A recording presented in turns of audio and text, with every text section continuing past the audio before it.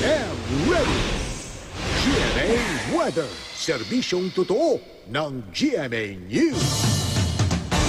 Bukod sa malalakas na ulan at hangin, posible ring magdulot ng storm surge o daluyong ang Bagyong Glenda sa ilang lugar sa Albay, Camarines Sur at sa probinsya ng Quezon.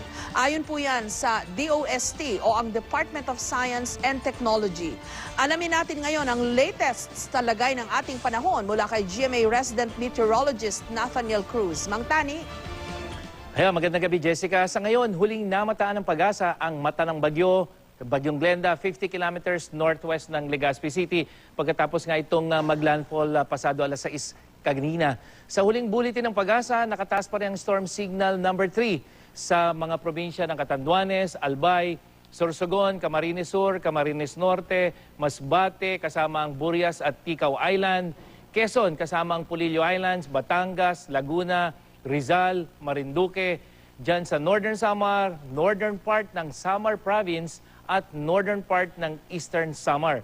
Signal number 2 naman dyan sa Southern Aurora, Nueva Ecija, Pangasinan, Tarlac, Zambales, Bulacan, Bataan, Cavite, Lubang Island, Oriental Mindoro, Romblon at dito nga sa Metro Manila.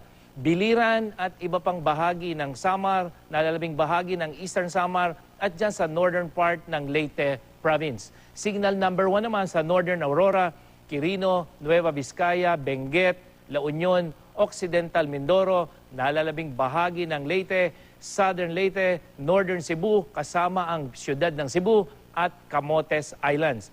Maging IM ready po sa banta ng landslide at flash flood sa mga lugar na may storm signals. Pero bukod sa ulan at hangin, posible rin magdulot ng storm surge o yung tinatawag po nating daluyong, yung Bagyong Glenda, lalo na sa mga lugar na nasa ilalim ng storm signal 2 at 3. Ang storm surge po ay yung pagtaas ng level ng tubig ng dagat sanhi ng malakas na hanging daladala ng isang bagyo. At sa datos ng DOST, posibleng magkaroon ng daluyong sa ilang lugar dyan sa probinsya ng Quezon. Dito po yan sa may norte hanggang dyan sa may south. At maaaring umabot ito ng 3 metro yung taas ng level ng tubig sa dagat.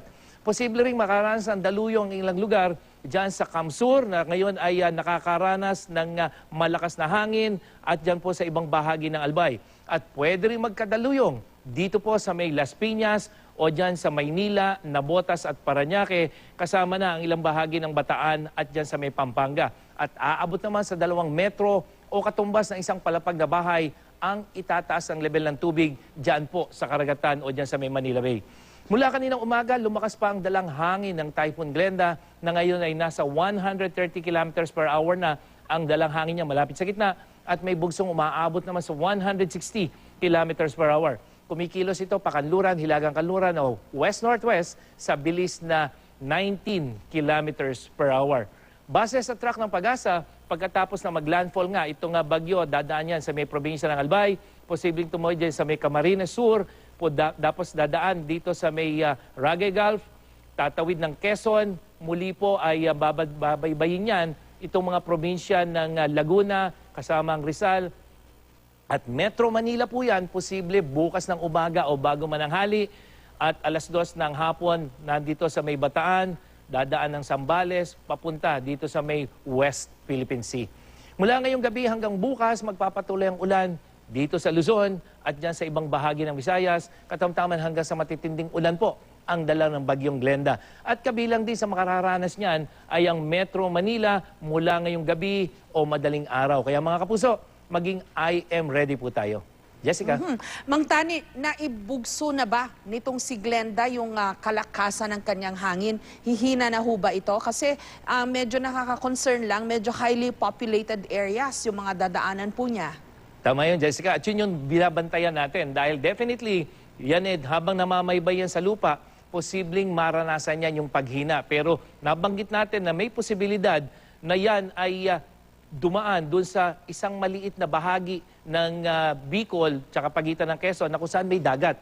At yun yung pangkaraniwang nangyayari kasi, Jessica, na pag dumaan sa Bicol, dadaan dito sa may Ragay Gulf, bahagyang makakabawi ng lakas yan, kaya ma-maintain pa rin yan yung typhoon intensity niya, tatawid uli ng Quezon, posibleng tuloy-tuloy yan. Kaya pagdating sa Metro Manila o dito sa mga mataong lugar ng Southern Luzon, tuloy-tuloy pa rin yung lakas niya na isang typhoon.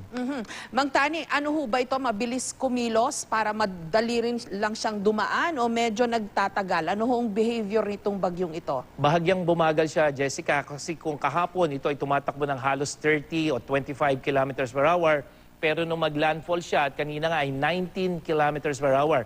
Hindi naman ito kabilisan at hindi rin ito mabagal. Kasi kung ito ay mabagal, mas lalong delikado yan. Dahil malakas yung hangin mo, tapos mabagal yung takbo mo, siguradong mas maraming mapipinsala yan.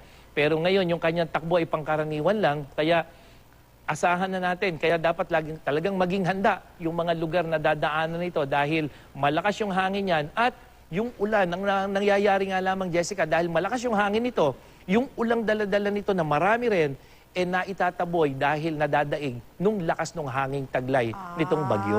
So, pagka yung malakas din pala yung hangin, nababawasan yung ulan na dala nito, Mang Tani? Hindi naman nababawasan kung hindi naitataboy sa ibang lugar, kaya hindi masyadong nararamdaman nung mga dinaraanan. Pero base kasi doon sa radar images, talagang maraming ulang dala-dala rin itong bagyong si Glenda at ibubuhos niya yung mga ulan doon sa dadaanan niya. Pero dahil nga 120, 130 kilometers per hour yung kanyang hangin, kaya halos hindi mo nararamdaman yung patak ng ulan. Ang nararamdaman mo habang dumadaan yung bagyo, yung lakas ng hangin.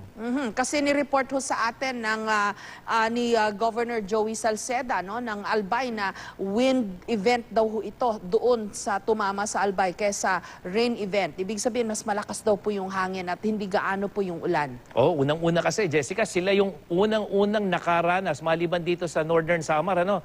Sila yung unang nakaranas din nung lakas ng hangin na ito dahil sa kanila unang-unang naglandfall yung lakas ng bagyo. Kaya yung tindi ng hangin na yon, yung Albay ang nakaramdam nun. Pero habang namamaybay yan dito sa may probinsya o sa lugar ng Bicol Region, unti-unti, posible sana nga humina ito para kung ito man didiretso sa Metro Manila, posibleng ito ay isa ng storm. Pero ganun pa man, malakas pa rin yung hangin dala-dala nito, Jessica. So hindi pa rin ho tayo dapat pakasiguro at maging complacent.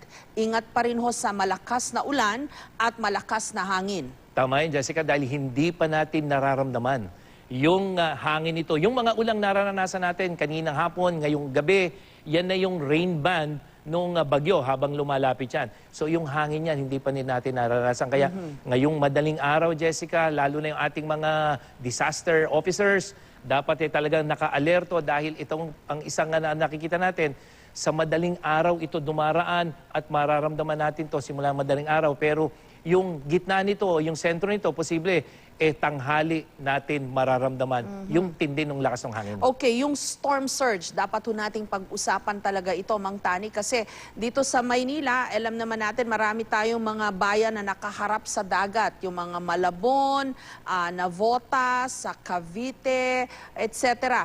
Mang Tani, kasi ang nakita natin yung daluyong o storm surge dun sa Tacloban, baka isipin po ng iba nating mga kababayan, wala naman mangyayaring ganyan dito kasi syudad ang Metro Manila.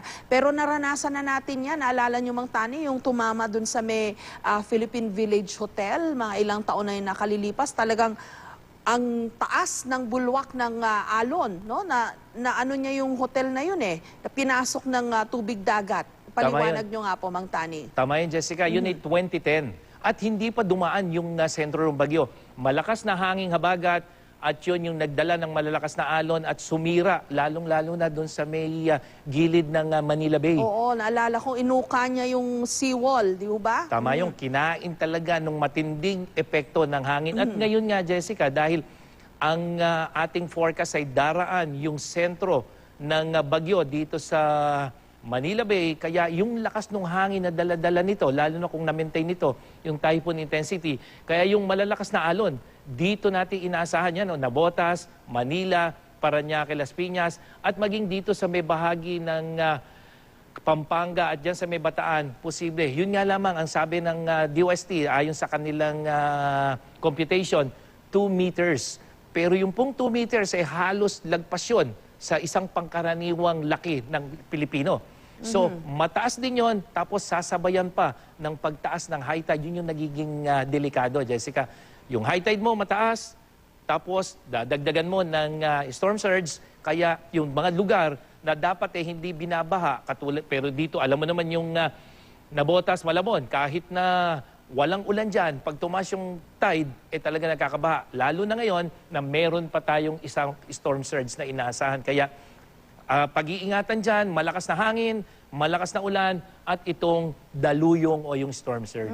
Ulitin nga ho natin, Mang Tani, hindi porket nasa Metro Manila ho tayo, hindi mangyayari sa atin yung nangyari po sa Tacloban o sa Leyte at sa Samar. Pwede hong umakyat yung tubig dagat. Although marami ng karanasan na ganyan ng mga kababayan natin, pero talaga lang siguro walang choice yung iba dahil very highly populated areas din itong Malabon, Navotas, marami tayong mga kababayan nakatira dun mismo sa pampang ng dagat. Magsilikas na po muna kasi mataas daw po ang possibility ng daluyong o storm surge. Aakyat ho yung dagat dyan sa inyong mga komunidad o sa inyo pong mga barangay o sa inyo pong mga kabahayan.